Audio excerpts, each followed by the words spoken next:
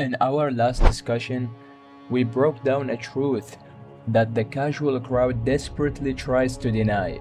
Gaming isn't a distraction, it's a mechanism for purpose, a crucible where you sharpen your genuine skills and demand total mastery.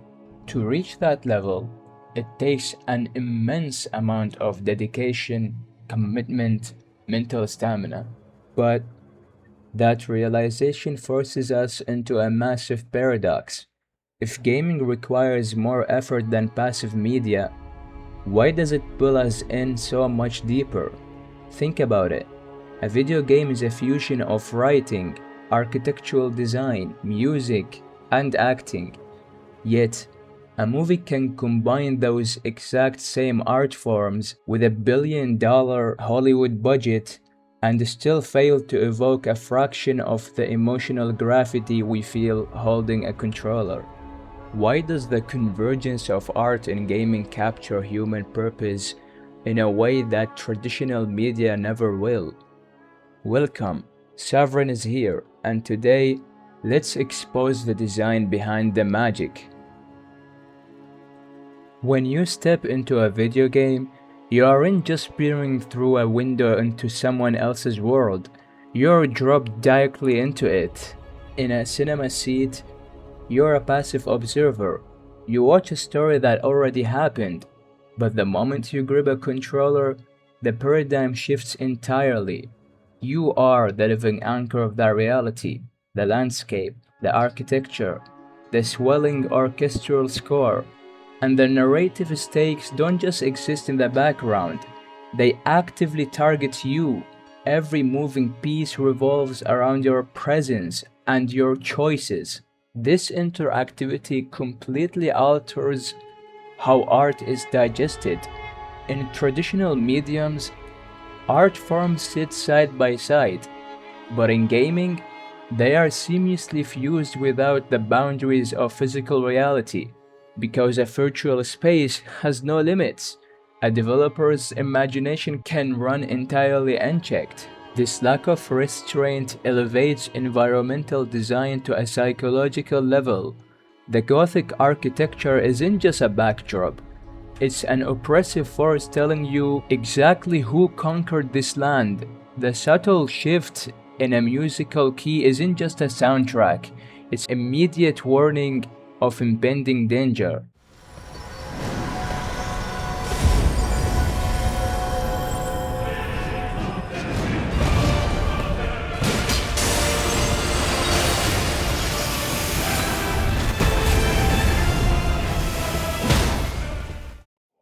In a meticulously crafted game, absolutely nothing is there by accident.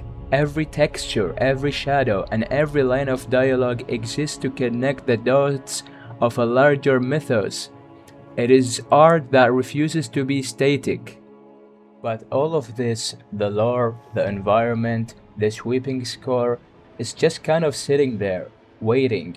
It doesn't truly ignite until it collides with the final, most volatile ingredient, the gameplay itself. This is where the magic becomes absolute. When you are forced to engage with the brutal mechanics, flawless spacing, frame-perfect execution, and split-second parries, something fascinating happens to your brain. You aren't just reacting. Your imagination, hyper-focus, and rapid strategic judgment are pushed to their absolute limits. You are managing resources, positioning, and timing under immense pressure. It is a profound exercise in active intelligence. And because of that intensity, the combat ceases to be a mere survival mechanic. It transforms into a literal dance. Here is the truth that traditional art critics will never grasp. In gaming, the player is the co-creator of the art. How you approach a challenge, the specific items you deploy, and the rhythm of your inputs reflect your unique artistic thinking. Two players can face the exact same boss, yet paint two completely different masterpieces on the screen. It gives you a mechanical signature, a distinct personality that defines you. This turns the virtual space into a pure, unadulterated meritocracy. It is a domain where the more raw efforts, focus, and soul you pour into the system, the more unmatched fulfillment you harvest back. You simply cannot find an ROI on human effort like this in any other medium on earth. So, when the critics tell you to turn off the machine because it's a waste of time, they aren't just misunderstanding a hobby. They are admitting that they lack the vision to see the greatest artistic evolution of our time. Gaming did not just borrow from traditional art forms, it perfected them by demanding something traditional media never could: your excellence. But this realization brings us to a new crossroads. If gaming is a canvas for mechanical artistry and individual expression, why do so many players treat it like a chore? Why do people resort to brainless, single-button spam when they have the tools to be absolutely stylish? Next time, we expose the difference between just beating a game and mastering the art of the input.